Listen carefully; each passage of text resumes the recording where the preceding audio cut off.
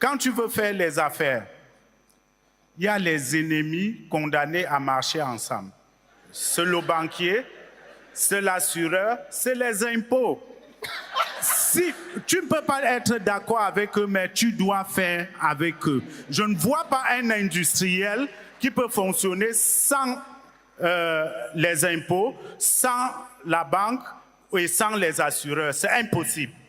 Sinon, il ne voit pas plus loin que le bout de son nez. Bertin a totalement raison, parce que si tu veux réellement aller loin dans le business, tu ne peux pas te passer du banquier et de l'assureur. Je vais aller encore plus loin en ajoutant, l'avocat, le comptable, le notaire.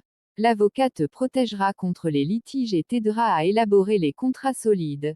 Le comptable, lui, il t'aidera à minimiser les impôts et à élaborer des stratégies financières pour maximiser tes profits. Le banquier, lui, il t'aidera à obtenir des financements et te guidera dans tes décisions d'investissement. Le notaire est celui qui t'aidera à rédiger des documents juridiques importants, tels que les contrats immobiliers et les actes de société, en veillant à ce que tout soit conforme à la loi. Comprenez que les banquiers ne sont pas des philanthropes. Ils font du business. La banque et les taux d'intérêt qu'on vous facture, si vous prenez le temps de regarder vos tableaux d'amortissement, vous n'allez jamais emprunter en réalité. Mais ceci dit, on n'emprunte que quand on a besoin d'emprunter, quand on n'a pas le choix. C'est extrêmement important de se rappeler de ça.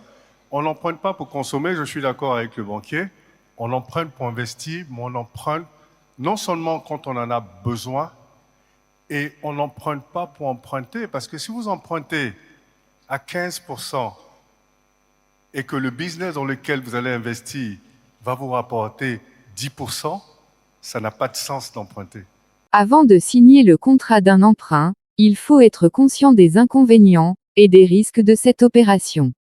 La souscription d'un prêt conduit à des engagements et obligations pour le prêteur, mais aussi pour l'emprunteur. Légalement, l'emprunteur est tenu de rembourser le crédit suivant les conditions associées au contrat. Il s'agit donc d'un véritable engagement qui peut conduire à de graves conséquences financières, si l'emprunteur ne respecte pas ses obligations. Par exemple, il existe un risque de saisie immobilière, s'il est propriétaire d'un bien mis en hypothèque pour garantir le prêt ou de fichage bancaire en cas d'incident de paiement répété. Emprunter un nouveau crédit va faire augmenter le taux d'endettement du bénéficiaire. Le risque est de souscrire un trop grand nombre d'emprunts, et de ne plus réussir à payer ses mensualités en temps et en heure. Après plusieurs impayés, l'emprunteur peut être reconnu comme surendetté et être fiché à la banque. Le surendettement conduit à rencontrer de grandes difficultés budgétaires, et à ne plus pouvoir souscrire de nouvel emprunt. Je suis chrétien.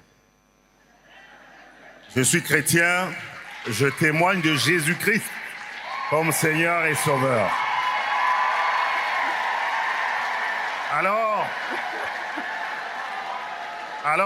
Alors,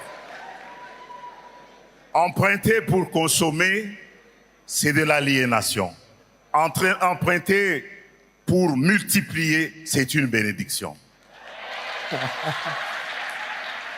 Le prêt professionnel permet de financer son projet sans en perdre le contrôle. C'est le principal avantage du prêt bancaire professionnel. En faisant le choix de s'endetter, plutôt que de faire entrer des investisseurs au capital, par exemple, l'entrepreneur s'offre le luxe de se garantir la propriété de son entreprise. Il reste le seul maître à bord et conserve un pouvoir absolu de décision. Un prêt bancaire ne figure pas dans les capitaux propres de l'entreprise, mais dans les dettes financières.